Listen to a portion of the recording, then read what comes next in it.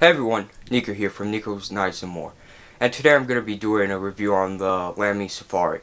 First thing to know is this is a limited edition colorway, so depending on the time you're watching this, you may or may not be able to get it. Another thing to note is that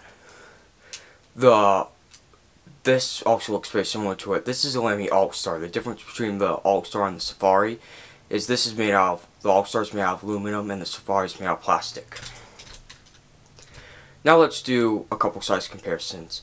Let's compare it to the TWSBI Eco, another great budget fountain pen, and then we'll compare it to a Parker Jotter. So as you can see, it's quite a bit bigger than the Jotter in every way.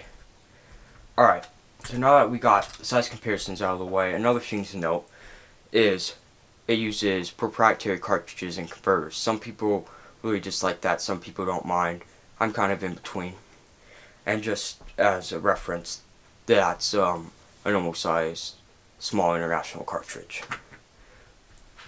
So this is a fountain pen.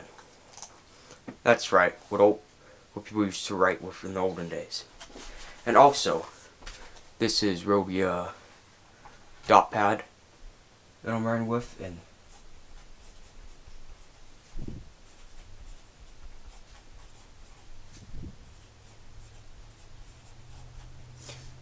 excuse the terrible writing, it's hard to write behind the camera, but as you can see, like I wrote, this writes great. And it's not very fine, even though it's a fine point, but that's because I'm used to like Japanese fines and extra fines, so considering that European sizes tend to run a little bit bigger, that's understandable. So, another thing is, if you opt for the cartridge converter, which is pretty much a must if you want to use anything besides Lamy's boring colors that come in the cartridges, you can do that. And the cartridge holds a decent amount of ink.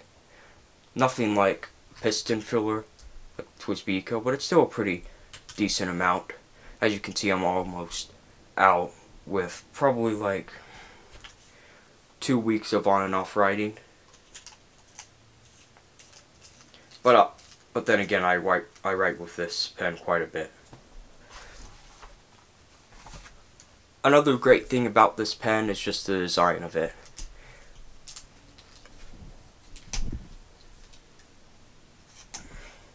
Which it has, in my opinion, better over the All-Star. As you can see, the All-Star is very flat, but the Safari is very contoured. A lot more contoured, like it tapers, and you can see, and it has like that groove in there.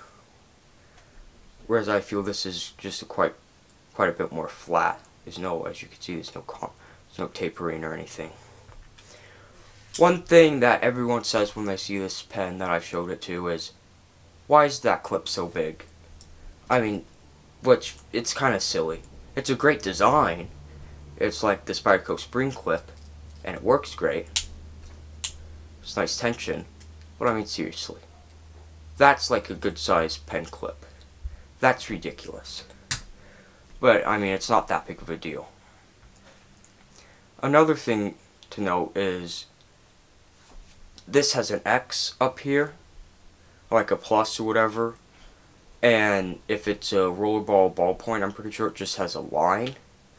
So that's one way to tell the difference if it's in your pocket or something. I don't know, I never quite got the idea behind that. But, so now let's see if it can do some reverse writing.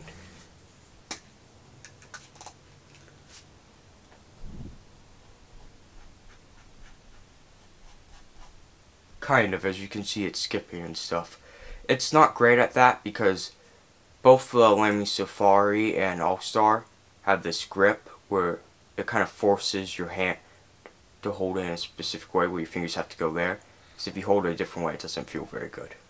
That's probably the biggest complaint people have. It's not a big deal for me because this is how I hold my pen normally. So I think it's just fine, I don't notice it. So yeah, if you're looking for a nice budget fountain pen, as long as you hold your pen like with just, a standard underhand grip, I think this would be a great choice. If not, I would recommend, let's get a focus on a nib, because I want to show you this.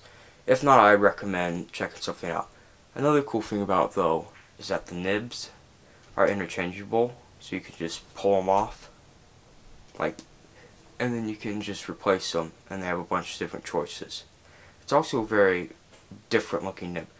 Let me actually get the All-Star to show you, because that one has a silver nib, and it's kind of hard with the black background and all that stuff.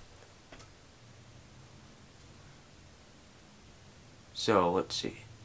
This thing's having trouble focusing. But as you can see, it's very square compared to a normal, more standard nib is on the TWSBI Eco. I'll show you what I mean.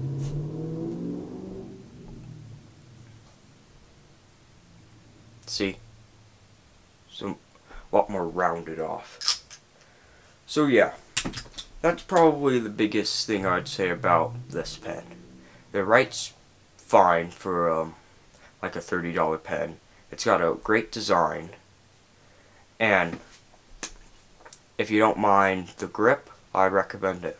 So thanks for watching. Don't forget to like, comment, and subscribe, and I'll see you guys in the next video.